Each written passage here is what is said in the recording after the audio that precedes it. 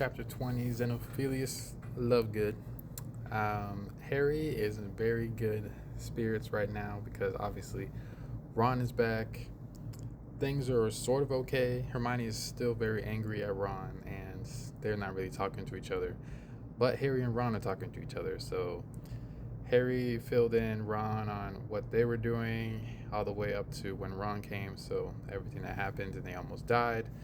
And then Ron kind of filled Harry and them in on what he was doing, and Harry was also still trying to get used to his new wand, which wasn't really working as well as his old wand, and he was really missing his old wand because the spells weren't coming out as powerful, and he really had to concentrate and do the spells multiple times to get it going. But he didn't want Hermione to feel bad about basically destroying his wand, so he just kind of kept practicing.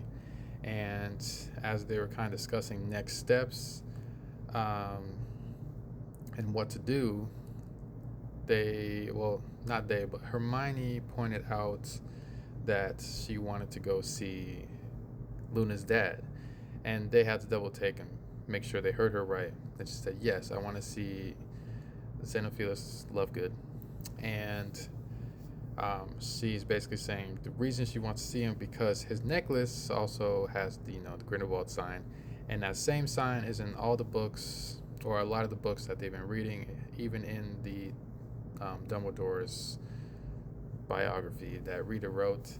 The sign is in there as well with a signature. Um, so she's like, it's probably a good idea to see him because you know he has the sign and maybe he knows something. And in the Quibbler, he's been writing now people to help Harry Potter and all that stuff. So they're just hoping that he's on their side and he is actually doing what he's saying people should do. And then so Ron does know where they live roughly because they live close to the burrow, so that's where they apparate to. And Ron also let them know that he did not go home at all during the time that he was gone, so he had not been home either. And they stared at the burrow for a little bit, kind of longing and trying to remember, the memories they've had there. And obviously, Harry thought of Ginny. And Ron let them know that he was staying with Bill and Fleur while he was away. So that's where he was staying, and that's how he'd been hearing most of the news, so he knew they were doing okay, kind of. But there's been a news station that's been going around that is actually telling the real news.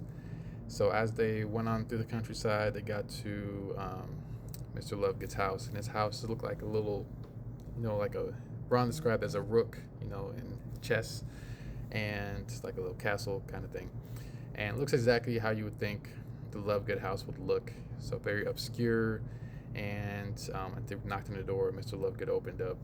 Did not expect them at all, obviously, and he was in his nightgown almost, or night clothes. And then he saw Harry, because Hermione said you should probably not be under the cloak, just so, because he likes you. So he saw Harry, invited them in very quickly. He seemed like he didn't really want to, but he invited them in. And they went upstairs, saw the kitchen, everything, and yeah, the house is a bunch of random stuff kind of everywhere. And they went upstairs, they saw the little Quibbler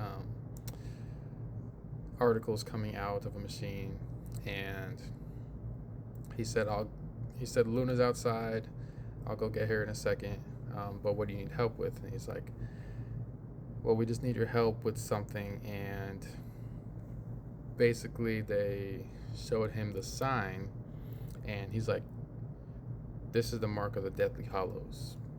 And that's where the chapter ends. Yeah, very interesting, not too long of a chapter, and there's a lot of detail that went into describing the Lovegood house. Especially there's one item in the house, like a horn of a creature, that even if you touched the horn even slightly, it could explode. And Hermione went into great detail on the importance of this horn and that it was a very, very valuable object. And the other things like the paintings around the house and a lot of colors and yeah, just very Luna and the Lovegood family type of home. And when they asked about the sign on his neck, he became very interested in conversation. It was like, this is the sign of the Deathly Hallows, and hopefully we find out what the Deathly Hallows is in the next chapter.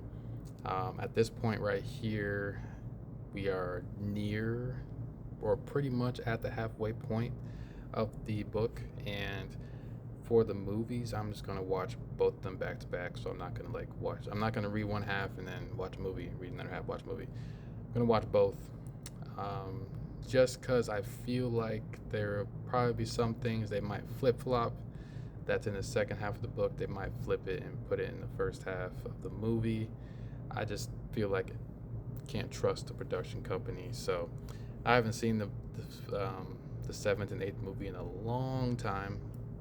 So I'm just gonna read the full thing and then watch both movies back to back.